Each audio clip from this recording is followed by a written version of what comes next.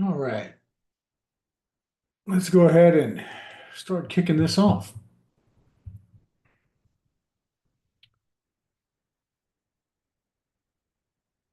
Bear with me, by the way. I'm actually All right. working to get some of this together Just from, go ahead and well, from a different streaming service, right?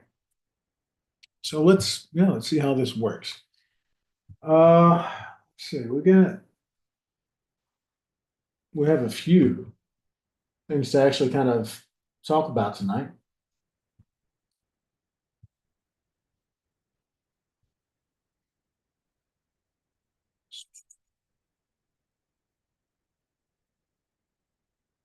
Okay, so for one of the things that we're going to talk about is the proposed and possible privatization of Fannie Mae and Freddie Mac.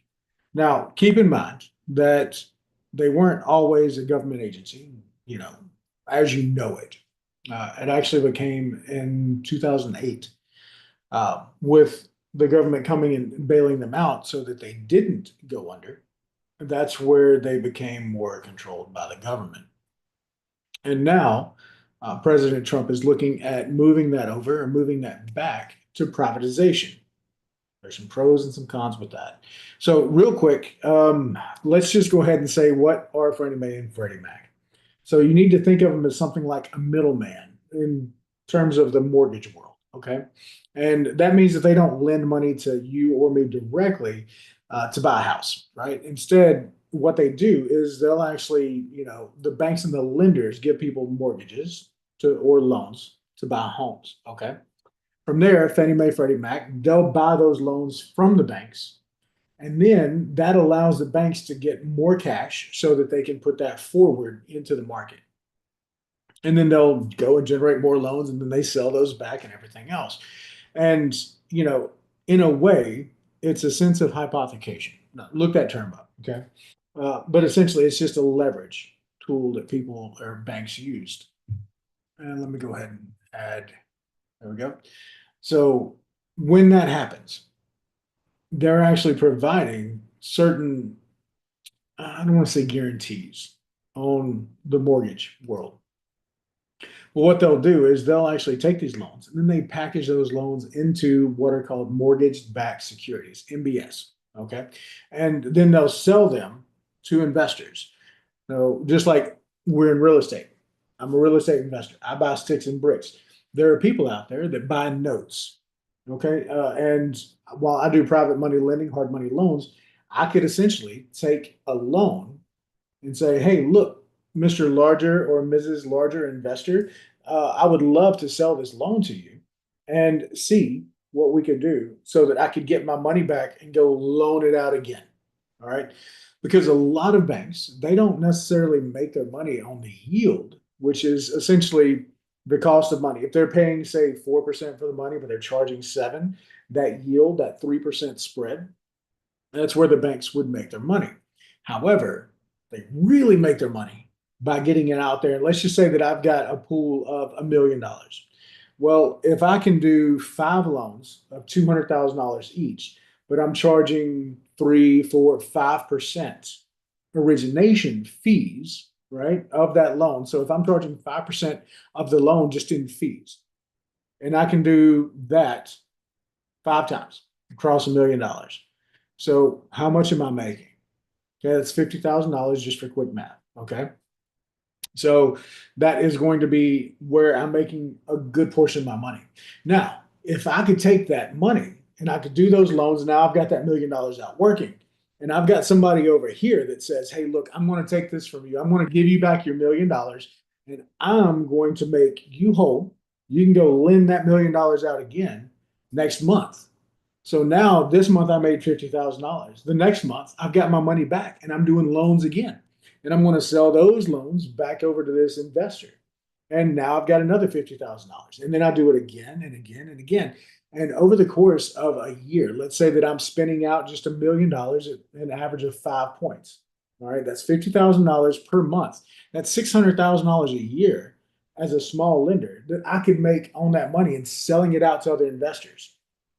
Here's the interesting thing about that. Those other investors, they might be borrowing money at say 3%. Okay. And they're locked in. That's their rate.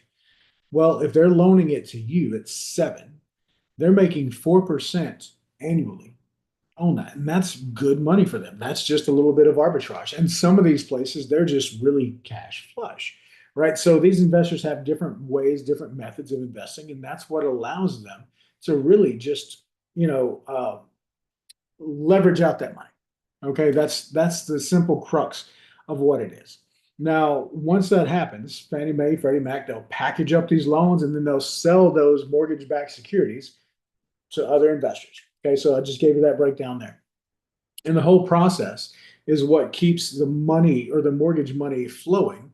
So interest rates stay lower, loans are easier to get. Now, hope that I explained that part. Here's the difference between the two. Well, there's really not much as far as in the way of functionality. All right. That just means that Fannie Mae usually buys loans from larger banks. Freddie Mac usually buys loans from smaller banks and credit unions. It's kind of like Coke and Pepsi. Similar, different. Okay. Now, what's going to happen if they go private? Well, there's a lot of speculation in the space. What you're really looking at, if they end up going into that private sector again, that just means that they're going to be sold back into the private market instead of being government controlled. The function largely stays the same. All right. So don't think of it as really much changing on that front. Now, they're still going to buy mortgages and package them for investors. They're still going to have that business model because that's always been their business model. It's not going to go away. The backing changes. You see, right now, it's under government control, so or what they call conservatorship. All right, the government is in control of it. They dictate policy and everything else. And if that goes away, that means that investors, well, not if it goes away, but that just means that under conservatorship, with the government really controlling things, investors feel safer because Uncle Sam's watching. And, in theory, they would step in during a crisis. Well, if privatized, that means the government safety net can shrink, and then that just means that investors might see more risk. Here's the catch. What happens when an investor sees a risk and they want to control said risk? Well, that means that mortgage rates could go up. And I know we're already seeing a lot of frustration with mortgage rates right now, which is kind of why if we're looking into this, we're like, should we? Do we really want that to be our play here right now? That being said, the golden rule. They that have the gold make the rules. So we just find our ways to work within that framework. Yeah. So that could mean higher home rates or higher interest rates for home buyers. What's the next part? Affordable housing. So that could also be affected. Now, that just means that the agencies, Fannie Mae, Freddie Mac, they support a lot of first-time home buyers. And that just means that you're going to be able to, get more affordable rates. Now, if profit becomes the top goal, as often it is in private companies, well, there may be less focus on the affordability of the rates. All right. Few dangers, in my opinion, to that. But I'm not the prime economist on the topic. My thing is if they focus more so on the profit, what's to stop them from kind of repeating a few issues that led to the last correction? We'll put it that way. Crisis, downfall, pitfall, whatever you want to call it, the last '08.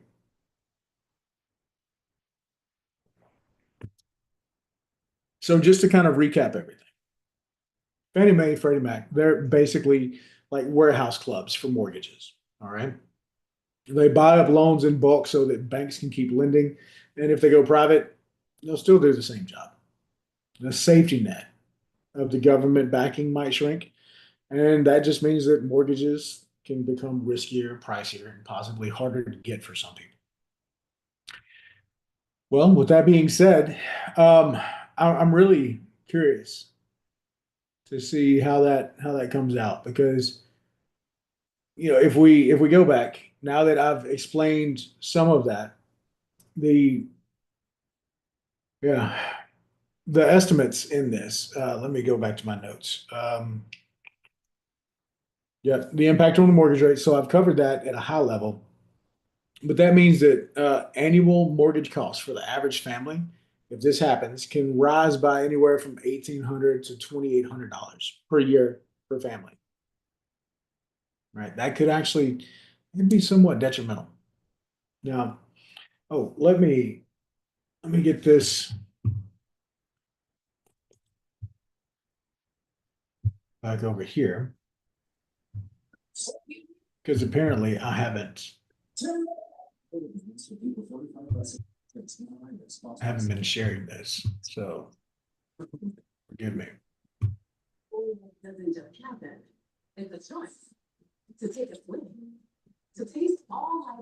Let me go ahead and mute Catherine here.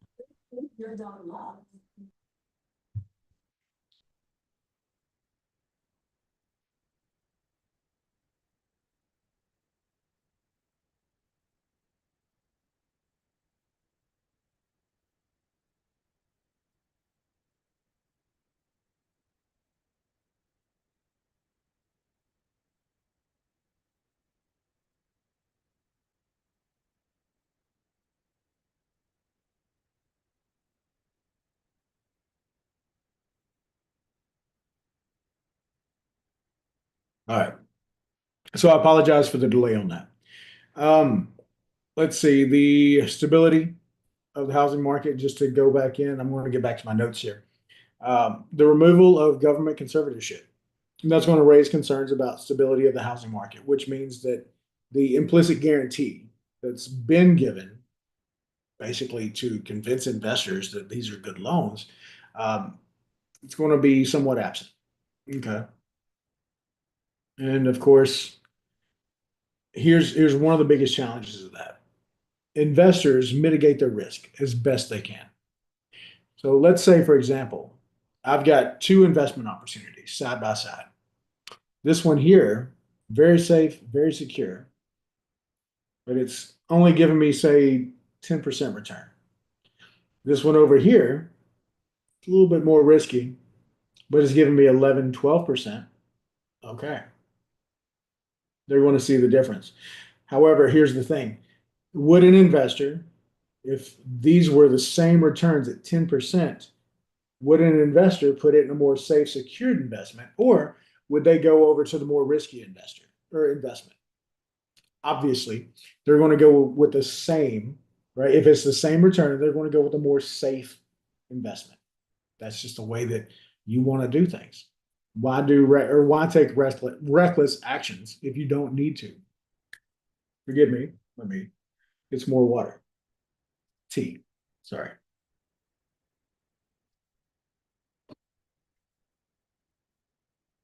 But as that happens, remember these government or these agencies, they roll these loans up and then they sell them off to other investors. So if there are less investors looking for that, what's going to happen? Supply and demand. All right. You've got a large supply of this, but low demand. They're going to have to do something to make it more attractive to the investors, which could also mean that your interest rates are going to go up because now we're hitting that 12%. Okay. Now they want that. All right. Now we're talking money that most of the people watching this stream, myself included, would not really be able to fathom. All right.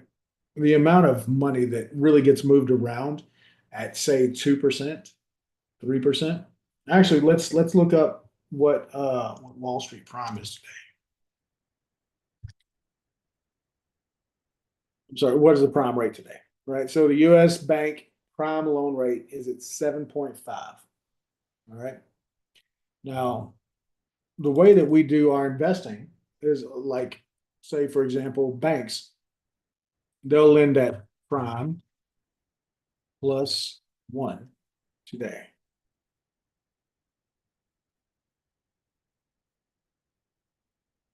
All right, so the current prime rate was 7.5. So that means that banks are lending out loans at 8.5. Now there's certain factors that they'll go in and they'll lower a little bit to make it make sense. But a lot of the times they're lending at prime plus one. Now, that being said, if they come back in and they lend at a lower rate, it's because they're getting money for a lower cost. And then it goes up, so does that. It's a ripple effect. But there are people out here trading capital, right? At 2 and 3%. Even today, there's so much wealth out there that when that happens and the needle moves, those investors, they're happy getting 2 or 3%.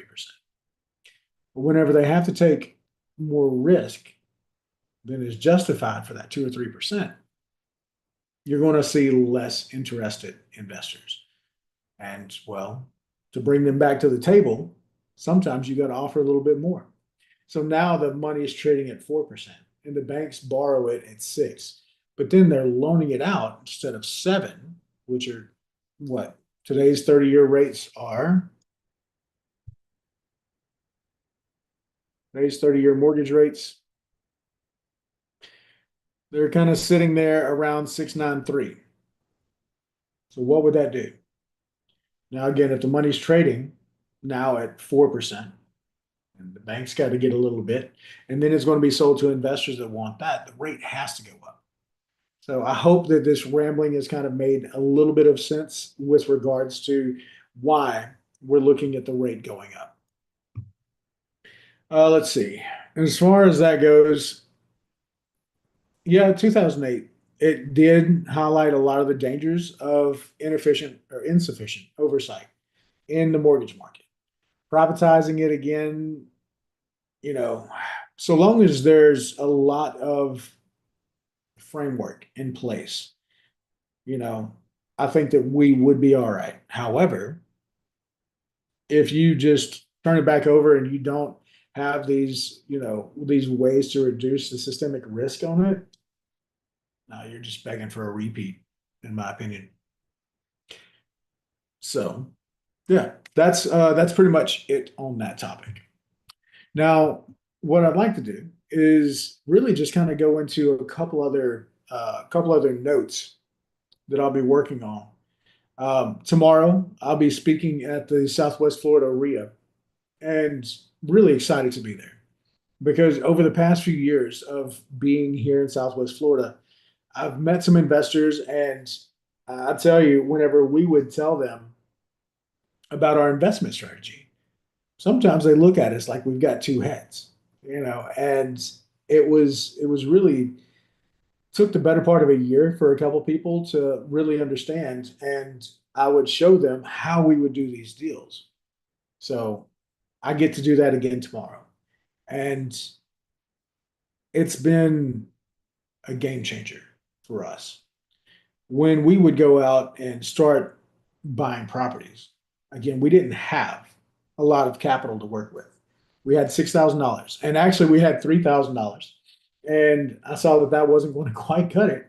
So then we started with another, or we seeded another $3,000. Since then, yes, it has grown. We have been able to pull money out of it time and time again. And whenever we go to buy properties, we have the way of doing it to where we don't leave money on the table. And that's what has allowed us to grow our portfolio to where it's at. So let's go for examples, or let's say there's a couple examples. If I pick up a property, and yes, I have picked them up before as low as $10,000. I actually picked up one before for $3,000. That was a really fun mobile home. That what I did was actually I moved it over to a mobile home park, signed the lease for 3 years, and then I took $5,000 down from somebody and I owner financed it to them. Right? They ended up defaulting, so I ended up having to take it back. And then I signed up the next person, 5,000 down, 850 a month, which included the lot rent. And then after 3 years, I signed it over on a bill of sale. It's now their property. Well, that was great. But your long term holds. Here's one that we've done. And we picked up a 2 bedroom, 1 bath in Shreveport, Louisiana. We picked it up for $10,000. We put $35,000 into the property, and then we refinanced that $45,000 back out because it appraised high enough to where we were able to get that money back out. But also, the rents were high enough to where it justified the mortgage, justified the expenses such as taxes, insurance, vacancy, maintenance, management. All of that still allowed us to pull that money out. And then we were able to turn around, refinance it, and still cash flow. So with that $45,000 that we used, now we have that back and we can go find another property to do that again with. And that's where really I'm going to be speaking to that point a lot more and in more detail about the leverage and how to use leverage responsibly to grow your portfolio. So with that being said, I would encourage you, if you are in Southwest Florida tomorrow, and that's going to be on June 4th, the doors open at 11 a.m. We'll be at Three Fishermen's Restaurant in Fort Myers. I'd love to see you come out. And if you can't make it, then please just find a way to join me on some of my live streams or anything like that. I'm always looking to, and well, I'm always looking to talk about real estate where I can. And it's enjoyable, but it's also been a huge impact for our life. And it's allowed us to, well, to do things that we never thought were going to be possible, such as, Catherine was able to leave her W-2 in 2020. She hasn't looked back. Someday she probably wants to, because there's frustrations whenever ACs are out, and tenants are leaving, and this is happening. Sometimes, it wouldn't surprise me, if she's like, oh, why? However, the majority, more often than not, she's extremely, extremely happy to not have to punch a clock. She gets to wake up on her time.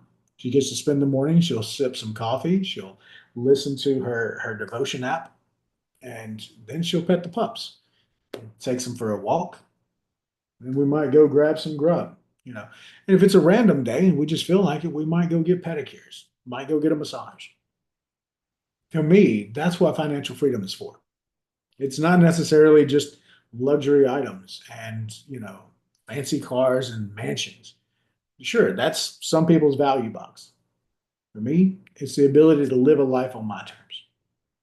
And I hope that whatever it is that your focus is, whether it be real estate, crypto, drop shipping, Amazon stores, anything, I hope that you can find that for yourself as well.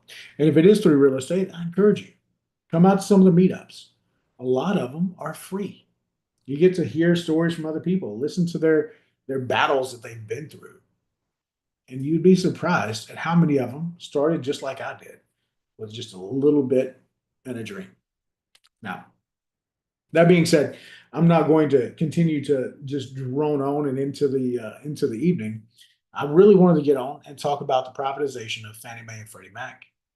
And now that we've done that, I think that I'm going to go ahead and wrap this up. And I hope that you all have a fantastic evening. If you don't have any questions, if you do have any questions, then go ahead and ask, which I don't think that we do.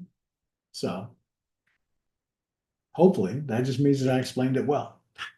All right. Well, look, have a great night. And I look forward to talking to you more in the school community.